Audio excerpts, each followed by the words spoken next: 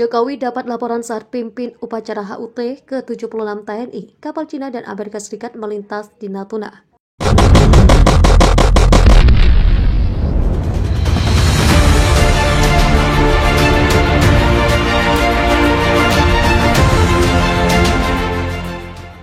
Prajurit Tentara Nasional Indonesia yang bertugas di Laut Natuna melaporkan kepada Presiden Joko Widodo bahwa beberapa kapal dari China dan Amerika sempat melintas di perairan Indonesia di Natuna.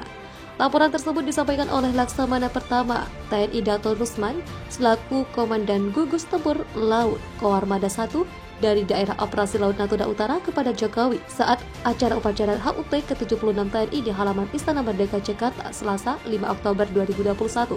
Namun kata Dato, situasi di Laut Natuna masih aman. Kapal-kapal Cina dan Amerika yang dimaksud itu hanya melintas. Izin melaporkan bahwa situasi perairan Laut Natuna dan sekitarnya saat ini dalam keadaan aman dan kondusif, kata Dato kepada Presiden Joko Widodo secara daring Selasa 5 Oktober 2021. Saat menyampaikan laporannya, Dato sedang berada di atas KRI Multatuli 561 sebagai kapal markas Guspurla Koarmada 1 yang saat ini sedang melaksanakan operasi siaga tempur laut dengan kekuatan 6 KRI. Ia mengatakan kondisi prajurit yang bertugas di wilayah Natuna dalam keadaan sehat. Mohon izin Bapak Presiden, kami laporkan juga bahwa seluruh prajurit saat ini dalam keadaan sehat walafiat. Dengan semangat motivasi dan dedikasi pengabdian yang tinggi untuk menjaga dan menegakkan kedaulatan maritim di seluruh wilayah yurisdiksi nasional Indonesia, kata Dato. Selanjutnya Presiden Jokowi menanyakan terkait kapal-kapal yang masuk ke wilayah Natuna. Tidak ada kapal asing yang masuk ke perairan kita, tanya Jokowi. Dalam kesempatan itu Dato menjelaskan ada kapal-kapal dari China dan Amerika Serikat yang melintas. Untuk hari ini ada kapal yang masuk, namun melaksanakan lintas laut internasional dan dalam keadaan aman, yaitu kapal-kapal dari China dan kapal-kapal dari Amerika. Semua dalam keadaan aman dan kondusif, kata Dato. Selain mendapat laporan dari Laut Natuna, dalam momen tersebut Jokowi menyapa prajurit TNI yang bertugas di dalam negeri maupun luar negeri, termasuk prajurit TNI yang berada di Libanon.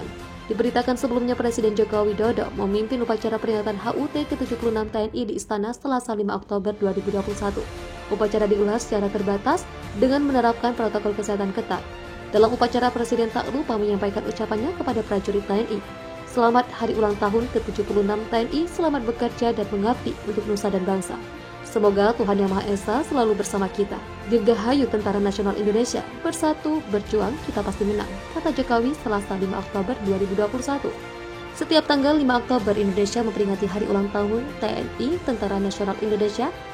Peringatan tersebut jatuh pada hari ini Selasa 5 Oktober 2021. Tepat pada hari ini TNI telah berusia 76 tahun sejak dibentuk tahun 1945. Masih dalam situasi pandemi, pelaksanaan upacara dalam rangka memperingati HUT RI ke-76 ini pun diselenggarakan secara sederhana. Seperti dikutip dari tni.mail.id, pelaksanaan upacara diselenggarakan secara sederhana dan terbatas dengan menerapkan standar protokol kesehatan yang ketat di Istana Merdeka Jakarta. Dalam upacara yang berlangsung secara sederhana tersebut, jumlah personil yang bertugas juga dibatasi, yakni hanya 28 personil.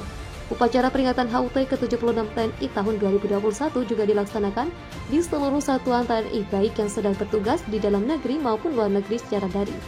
76 tahun menjaga dan mempertahankan kedaulatan Indonesia, kemampuan TNI tak bisa dianggap remeh. Militer Indonesia tak tinggal diam ketika datang ancaman terhadap kedaulatan Indonesia.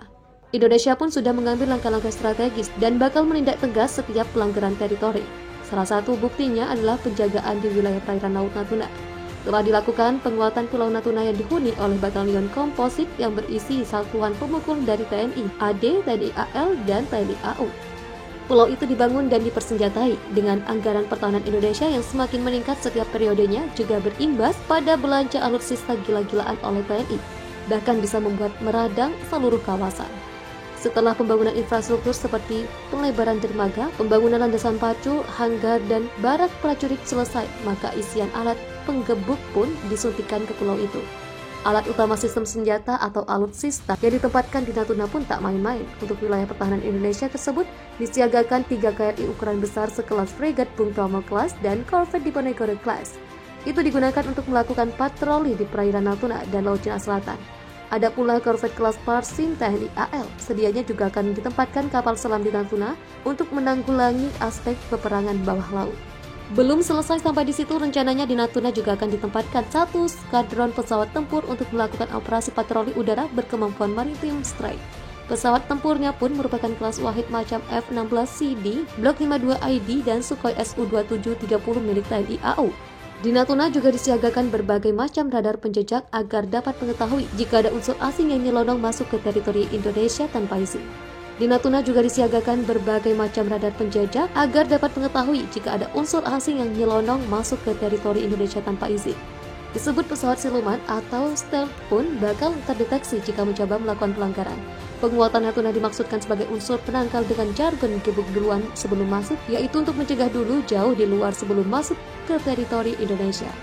Dengan Natuna dijadikan sebagai pangkalan militer pemukulan terdepan TNI di bagian utara Indonesia membuat banyak negara was-was. Salah satunya ialah Malaysia yang sudah panik bukan main karena kekuatan TNI di Natuna bisa memenggal atau membelah negara mereka menjadi dua bagian. Hal itu karena Natuna berada di tengah antara semenanjung Malaysia serta Sabah dan Sarawak. Sehingga mau tak mau jika ada pesawat atau kapal laut baik akan dan ke semenanjung Sabah atau Sarawak, maka harus mendapat claim range dari pihak Indonesia. Tentu tak berhenti di situ, penguatan di Natuna masih terus berlanjut untuk menghadapi segala bentuk ancaman yang mengganggu kedaulatan Indonesia.